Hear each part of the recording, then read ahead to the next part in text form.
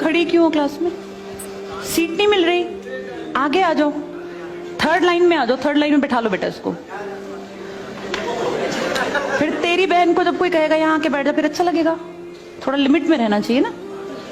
बैठ जाओ बेटा। चलो अपने देखो, अपने व्यवहार को ऐसा रखो जैसा तुम दूसरे के साथ करो, तुम्हारी बहन के साथ वही होगा। यहाँ नहीं, जहां वो कॉलेज में जाएगी वहां होगा, बस में होगा, ऑटो में होगा। समाज सबसे मिलके बनता है। तुम घटिया हो ना किसी के लिए, तो तुम्हारी बहन के लिए 100% कोई ना कोई घटिया। भगवान जो है कर्मा रिटर्न्स बैक है, ये सीधी थ्योरी है ये। और ये मैं अपने लिए भी मानती हूँ, मैं अपनी बेटी के लिए भी मानती हूँ। मैं जैसा कर रही हूँ ऐसा ही मेरे साथ होगा, या मेरे घर वालों के साथ। तुम जैसा कर रहे हो ऐसा तुम्हारे भाई बहनों के साथ होगा ही होगा। हम किसी भी बेटी के साथ गलत करेंगे ना, तो अपने आप को इसके लिए तैयार रखना कि मेरी बहन भी पढ़ने निकलेगी। आज छोटी है तो कल निकलेगी। चाचा की बेटी, मामा की बेटी, ऐसा नहीं कोई घर में रिश्ते ही ना हो, माँ भी तो होगी। जैसा तुम कर रहे हो ऐसा तुम्हारी माँ के साथ जरूर घटित हुआ होगा।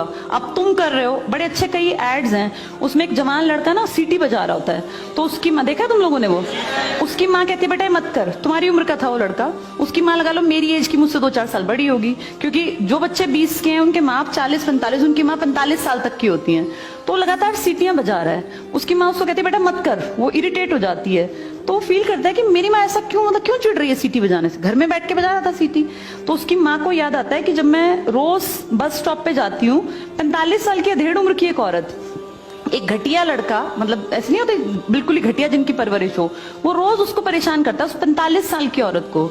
तो उसको फिर फील होता है कि ये मेरा बेटा जो हरकत कर रहा है ये उस लड़के से मेल खाती है। बहुत अच्छा ऐड है, उसका एसेंस बहुत अच्छा निकल के आता है कि एक्सप्लॉयटेशन सिर्फ जवान लड़कियों का नहीं होता। आप गलत कर रहे हो ना, कोई आपकी माँ के साथ, आपकी बहन के साथ कहीं ना कहीं कोई गलत करेगा फिर।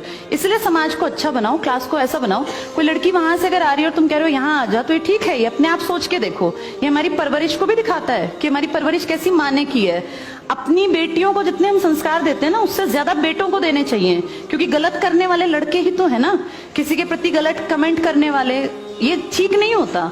इतने काबिल बनो कि कोई तुम्हारे साथ बैठना चाहे। तुम्हें ये कहना पड़ रहा है कि यहाँ के बैठो, तुम कोई वो छिछोरे 70-80 के दशक के लड़के थोड़ी ना हो, पढ़े लिखे 21वीं-22वीं सदी के लड़के बैठे हो, तुम कोई बच्चे नहीं हो। अब अपने व्यवहार को इतना अच्छा बनाओ, क्योंकि जब गलत बात बोलो ना तो ये सोच के बोलना कि मेरे घर में जो औरत है ना उसको ये सहना पड़ रहा है कहीं ना कहीं। तुम ही लोगों ने समाज बना रखा है, इसको घटिया बना लो चाहे अच्छा बनाओगे तो पूरा समाज अच्छा बन जाएगा। घटिया बनाओगे तो तुम्हारी माँ को भी 100% सुनना पड़ता होगा, क्योंकि ये कर्म है, ये किसी को नहीं छोड़ते। तुम सबको चार दीवारी में नहीं रख पाओगे, तुम्हारी माँ को भी कहीं ना कहीं बाहर निकलना पड़ता है। चाहे वो मार्केट सब्जी लेने जाती हो, गाँव में रहते हो तो गली में तो निकलती है ना, उसको भी सुनना पड़ता होगा, क्योंकि समाज बनाने वाले तुम ही लोग हो।